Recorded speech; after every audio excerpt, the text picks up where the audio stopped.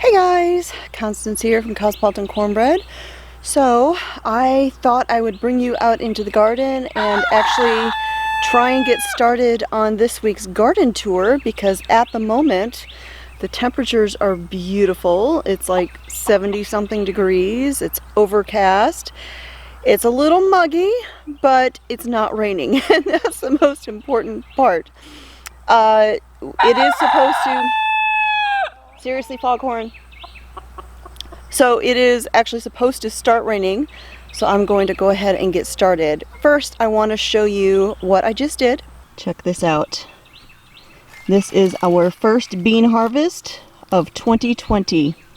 And these are the purple pod climbing beans, pole beans.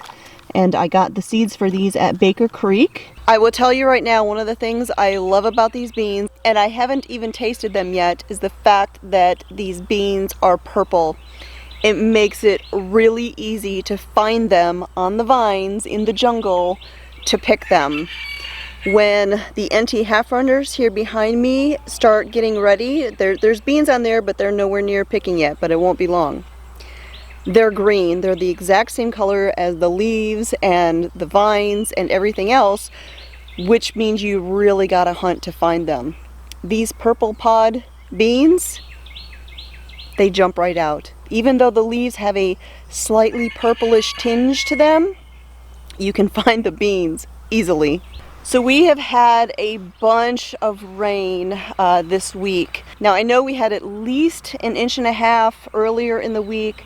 My rain gauge had gotten covered up by a flower, and so I had to move it to a different location. So I know there was at least 1.5 inches, and so it's been nice not to have to come out here and water. Although out here it's so easy because all of the in-ground is the drip line. So I guess I should clarify that I haven't had to spend time hand watering the raised beds, because at this point I still do that. And I'm going to pause because I just found a Japanese beetle and I need to grab my jar.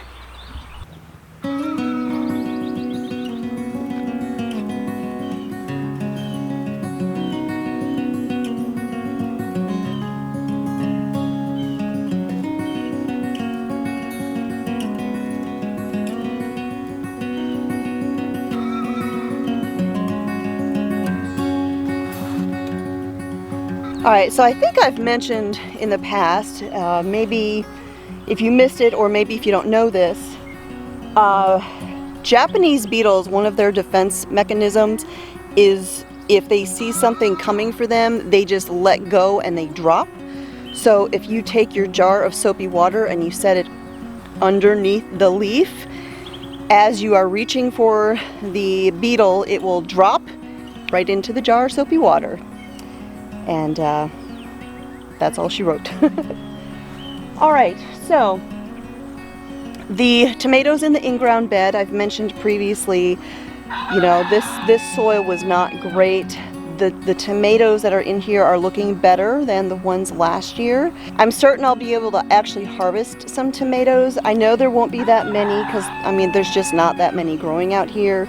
But it's a good indicator that we're seeing significant improvement and that we're on the right track as far as fixing the soil. So right down here in my jungle of Tulsi Basil, which, if you remember, this was all volunteers. I did not plant any of this basil. There was a couple plants here last year, and as you can see, once you plant it, you got it.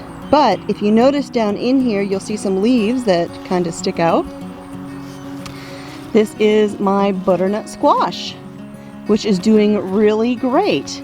Now, I planted the butternut squash over on the north side of this trellis, and the plan was to have sunflowers all through here to provide shade for the butternut squash. Unfortunately, we had so much trouble with the slugs this year from our ridiculously wet winter that every time I planted them, I'd get little seedlings, and then the next morning they were gone because the slugs were eating them all. I've planted a couple of times out here, and I do actually finally have some sunflowers coming up. You can see them right here. Now these are the only ones coming up. I did have them all down through this trellis all the way to where those tomatoes are, but I'll take what I can get at this point. So even though the butternut squash doesn't really have the shade from the sunflowers like I'd intended, it looks like my lovely Tulsi Basil is kind of helping out as a substitute. It definitely brings in the pollinators. I can say that for certain. And we do have squash. Quite a few of them. I actually don't even know how many of these I've gotten here. Now I've not really been able to get out here because of all of the rain, so I'm definitely taking advantage of this break to get out here and do a little bit of harvesting, do a little bit of checking on things. I think about 2 weeks ago in my garden tour, I had noticed that my dahlia down here was suddenly shriveling up and dying, and my concern was that there was something wrong with the drip line. So I came out here and I actually uncovered that line because it's underneath the mulch, and there was nothing wrong with it. I'm still not quite sure what happened with that dahlia, but it's actually coming back and it's now forming flowers.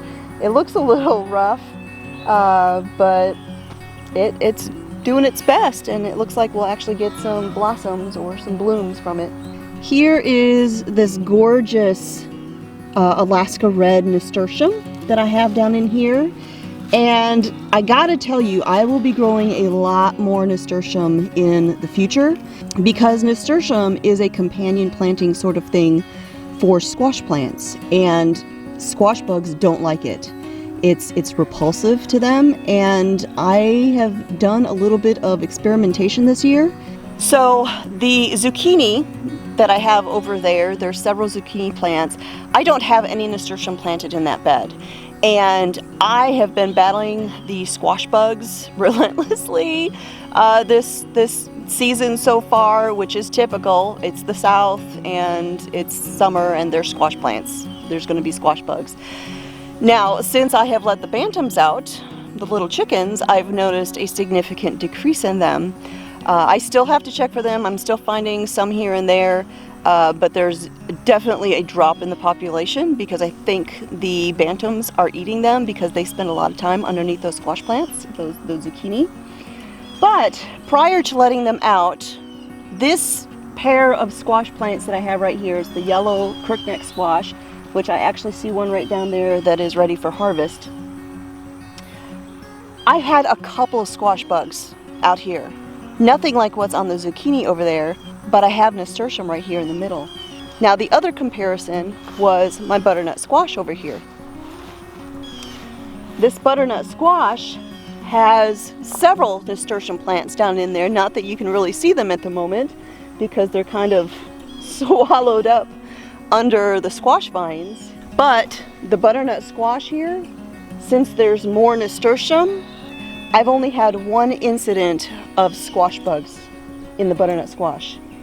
So that to me is definitely, and I mean there's a lot more squash plants here.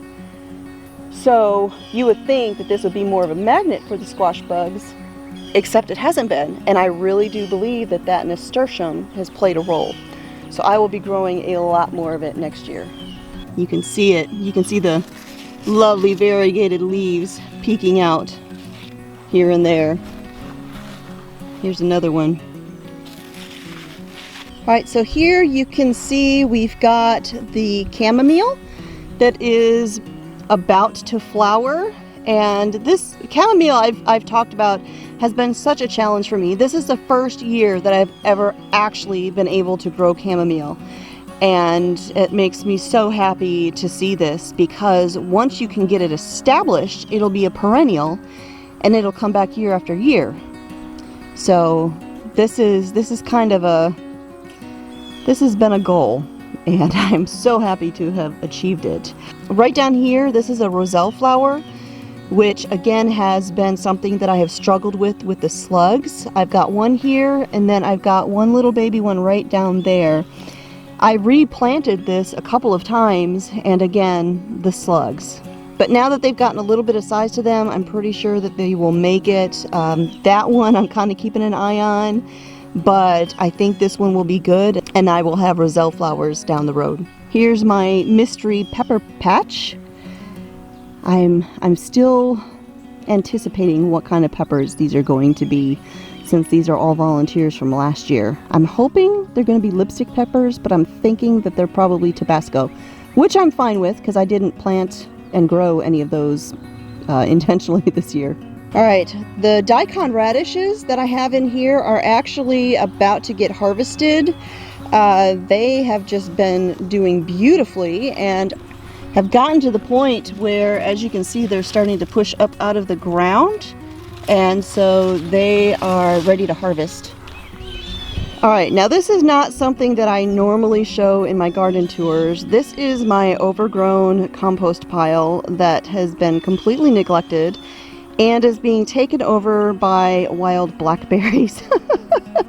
But what I wanted to show you is the things that are happening in here. First of all, here I've got a radish that has gone to flower. I have another radish here that has gone to flower. Back there in the corner, that flower you see sticking up there, that's actually an onion. I had some onions in my pantry that went bad, and I threw them out here and they grew. And then also, check this out. I've got some sort of gourd growing right there, or squash. I have a feeling that's loofah gourd. And I'm just going to leave it and see what happens. Yeah, so this is my compost pile gone wild. This is what happens when you don't turn it. It's really slightly embarrassing to show you that, but just keeping it real here, folks. All right, so some of the lovely dahlias that I planted this year have flowered alongside the crimson coneflower. And that Gaillardia is just looking beautiful. So since Gaillardia is actually a natural native flower, I have been taking all of the deadheads that are full of seeds, and I have been scattering them around the property in areas that we have let go wild. And so I'm hoping to get Gaillardia established in those kind of grassy areas. My comfrey is massive again, and it's actually about time for me to use my comfrey tea that I had made when I chopped all this down. But this just shows you how quickly comfrey grows and how you can use it over and over again all of your garden season. All right, so here is my little in-ground pepper patch. And again, there's one of every kind of pepper here, which is 10 different varieties that I intentionally grew this year. You can see the Chinese 5-color. I have actually got peppers that are ripening and turning colors. So the peppers start out this dark purple color. Then they start getting creamy, like that one down there. Then they gradually turn yellow, like that one down there, before turning orange and then red. And I actually have a picture of an arrangement of the Chinese 5-color peppers that I did in my dehydrator last year. And I'm going to show you that right here to show you how beautiful these Chinese 5-color peppers are.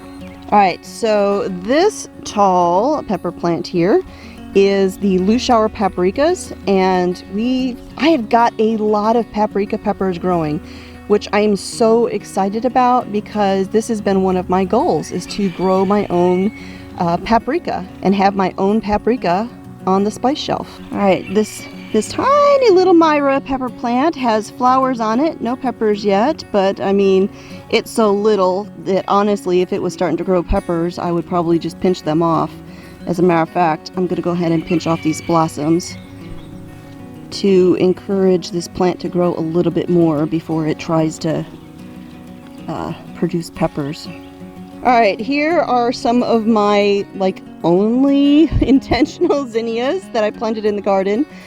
These are cut and come again, zinnias I planted from seed around the time that I planted these peppers. And again, all the volunteers. All right, this is a sweet Lesia pepper plant. We've got a few peppers there.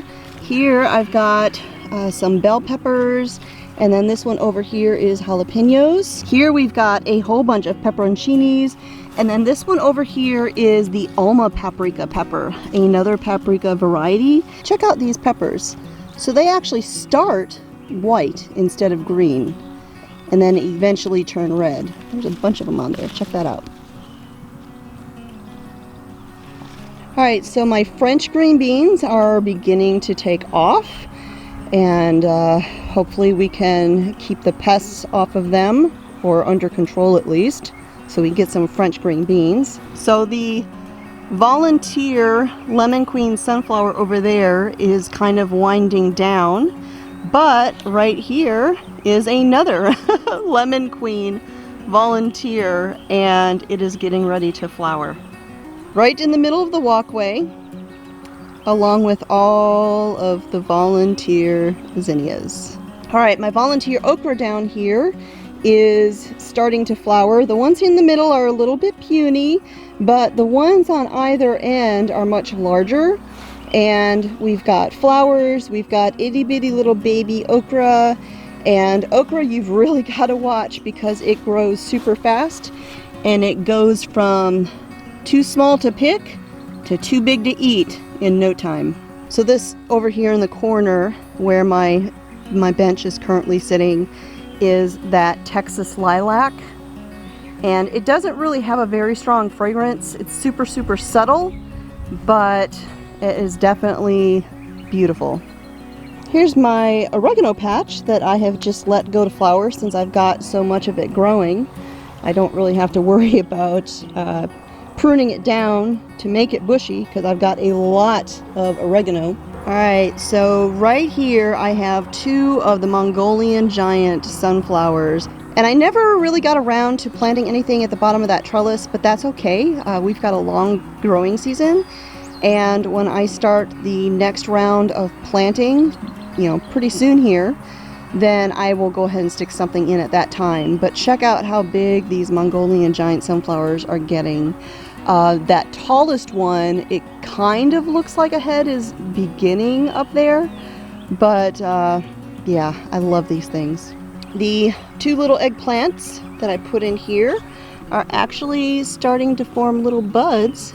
Now, I've never grown eggplant before, and to be honest, we don't really eat it a lot, but I know Mr. Smith loves it, and so that's why I decided to grow some. My dill and parsley over here is doing good. We had, again, the slug issues, and they seem to have recovered. And my dill actually looks like I've got heads starting in here, so that's good. And the parsley is recovering for the most part. This right down here, this is purslane, and it's just a lovely flower that I put in the garden for the pollinators. Now here on this trellis, again, this was the Chinese noodle beans, and it is something that has struggled so bad this year because of the slugs. I don't even remember how many times I planted them, and we've got a couple that are climbing, so hopefully we'll get some. The watermelon patch is growing and getting bigger, and that is why I left this whole area in here empty so that it had room to sprawl out. My zucchini patch is doing great. I mean, look at how look at how big these things are getting. I actually decided to go ahead and use some stakes to kind of stand up the plant. I've actually never done that before, and some of them have actually fallen over. But that's all right. And I see some more zucchini to come down in here and harvest. This time around I've got some snippers with me, so I can go ahead and grab that. And I'm so upset with myself. I actually left these out here in the garden, and it's been raining, so I need to clean these things up.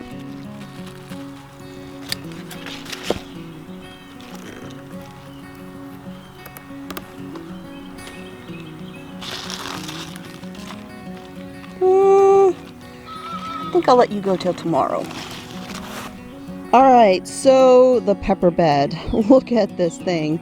So I had to come out here and stake these up this week, and I did it a little bit different this year. Last year I just used the bamboo stakes, and I just kind of stuck one or two of them down alongside each plant and then tied the plant to it. This year, because I have this trellis in here, I put the trellis in before I had decided what I was even going to plant in here. And so what I did is I just put one bamboo stake out on the far side of the plant, and then I took my twine that I used, tied it here, came alongside the plant, anchored it on the bamboo, and then tied it on the other side. That way it kind of forms a enclosure of sorts around the pepper plant to keep it standing up. And so I just felt like that was a good stable way to do it this year and take advantage of that trellis. Alright, so this one here is, what are you? Blue shower paprika. And there is a bunch of them in there. I don't know if you can see all these. They are green, so, but look at all these. I'm so excited, you guys.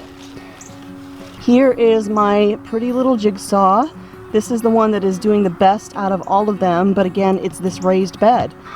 These raised beds just do so much better. And I've got all of these blossoms.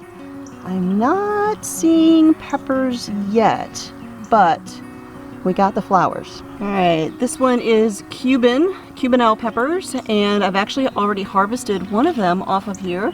There's one back there that's got a little bit of size to it, and there's all sorts of babies as well.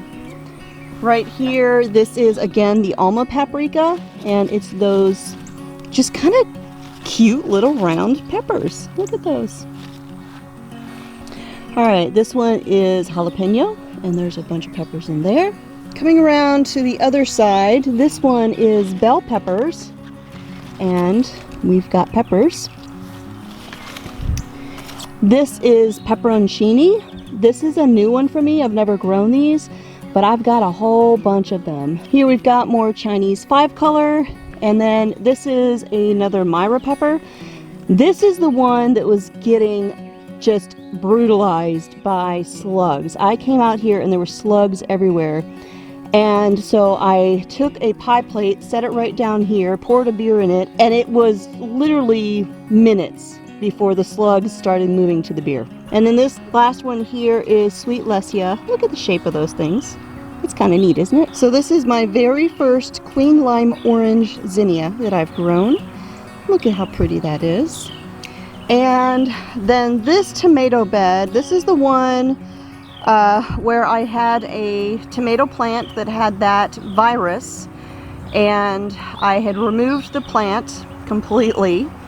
I've been coming out here, I've been checking all the rest of the plants, and so far I'm not seeing that anywhere else. If I see a leaf with so much as a speck on it, I take not just that leaf, but like the whole branch. I'm trying to be super erring on the side of caution as far as it goes with these tomatoes, because I didn't want that virus spreading to more of them and losing my tomatoes. Those are the Berkeley pink tie-dye tomatoes, and there's just gobs of them. Alright, so since we've been getting all of this rain, I took most of my porch plants and lined the sidewalk with them here and let them absorb some lovely rainwater, because rainwater is always best anyways.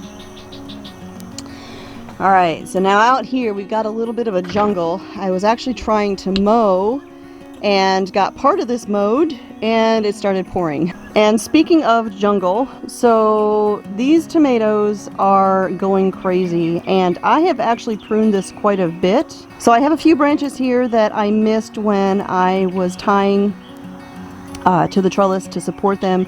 They've kind of laid over against the fence, and so I've got to get in here and take a look, make sure that they haven't broken from the weight of them.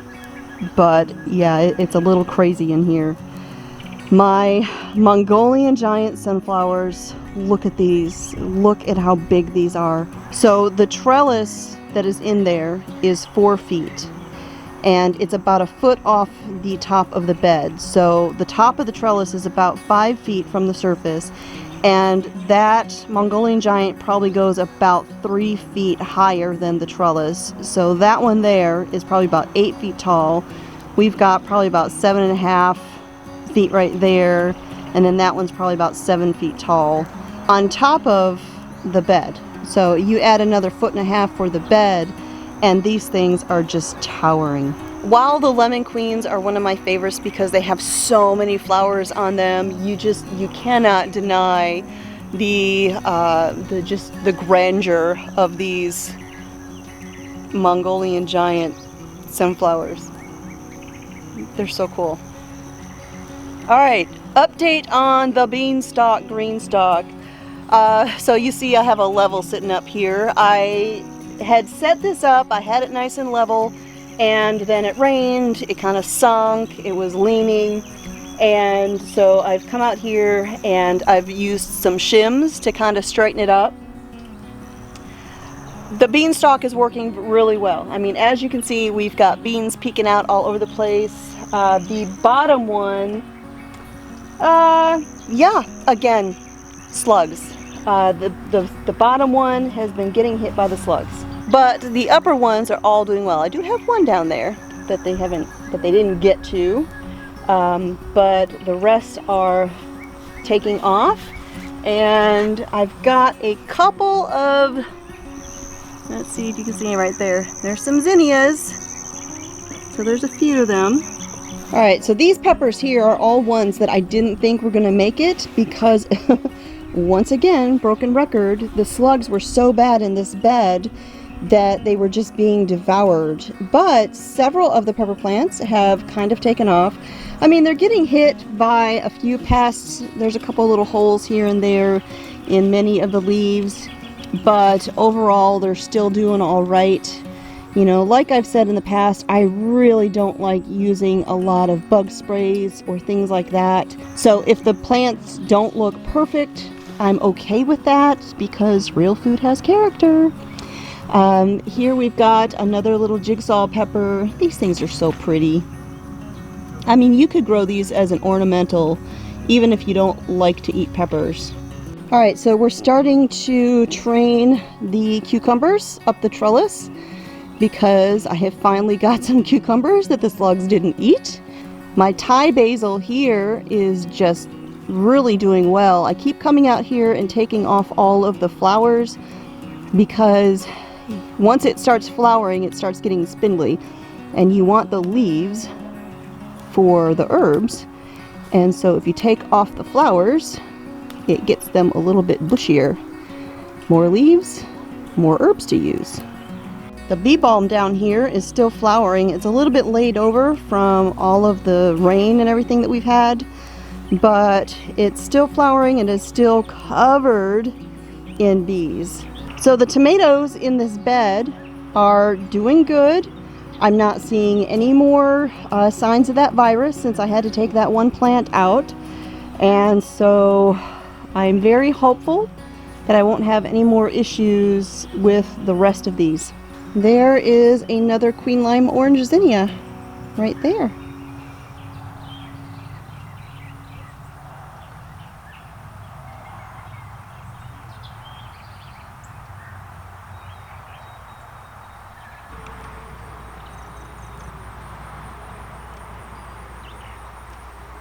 Well, here is another significant thing that has taken place this week. All of that rain, the loofah gourds have now reached the top of the trellis and are just taking off.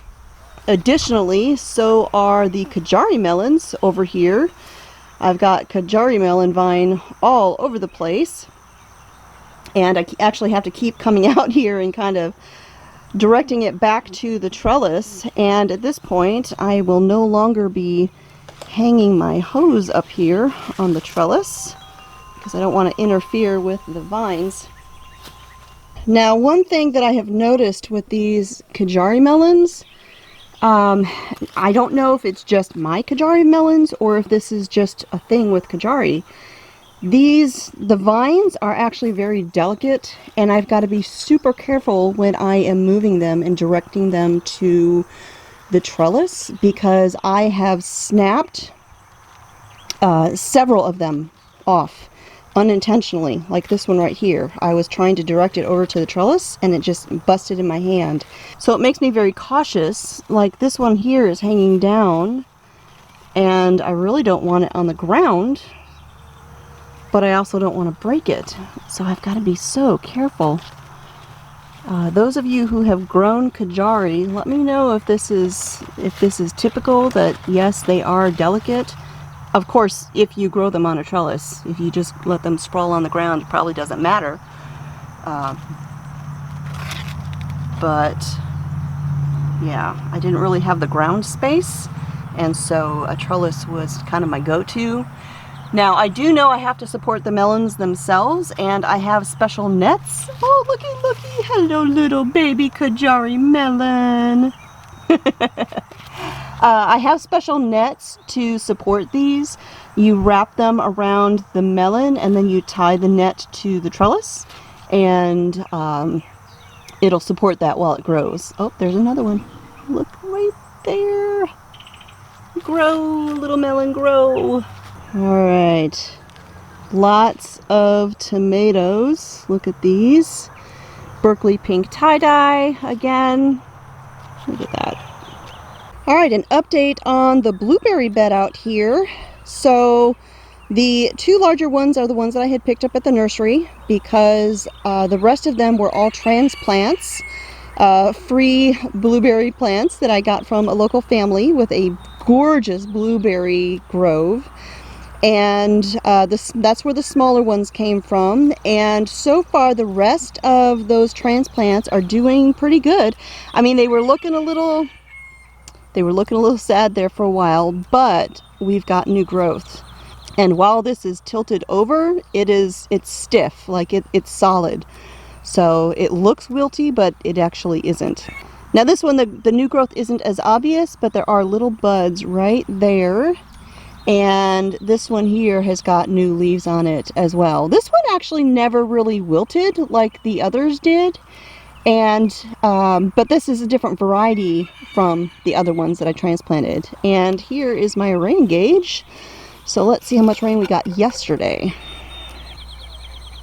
A little over 3/4 of an inch. All right, and so there's where you can see I ended up stopping mowing. Now, this right down here, you can see where there's a little spot where I did not mow. And I didn't mow that because those leaves kind of stood out to me. I'm not exactly sure what that plant is, but I don't see it growing anywhere else. And so I don't really know what this is.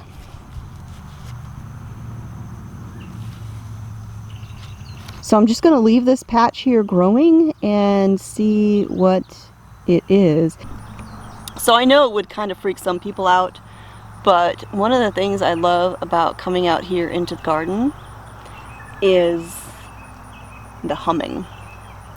This catnip behind me is covered in all different kinds of bees, and I can just hear them like anywhere in the garden because there's so many of them. You know, over there at the blueberries, I could hear those bees humming. I love that. Alright, so that is it for this week's garden tour. If you are new here to the channel, I do one of these garden tours every single week during the garden season. And in addition to the garden tours, I do at least 3 videos a week on homesteading, home cooking, and back to basics. Again, my name is Constance, and I am a writer, blogger, YouTuber, homesteader. And I have my website, cosmopolitancornbread.com, where I've got hundreds of recipes and articles on homesteading and homemaking.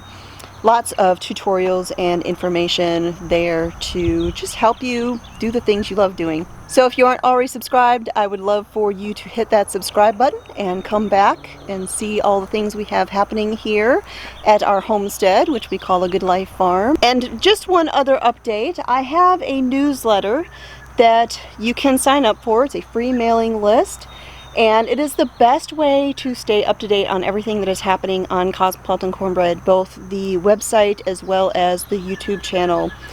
Social media notifications are not reliable, and so if you want to make sure that you don't miss anything, I suggest you sign up for that newsletter. Now, I did just change my newsletter service, so the link that is on all of my old videos, if you click on that link, there's a big warning, stop, don't sign up here. The correct link is in all of my videos going forward, as well as on my website itself, cosmopolitancornbread.com. If you sign up there, it will take you to the correct location, because my mailing list has been growing and I have outgrown where it was. So thank you to all of you who are subscribing. So with that, I'm gonna go ahead and wrap up this video. Thanks for joining me here again today for the tour of the garden. I will talk to y'all next time.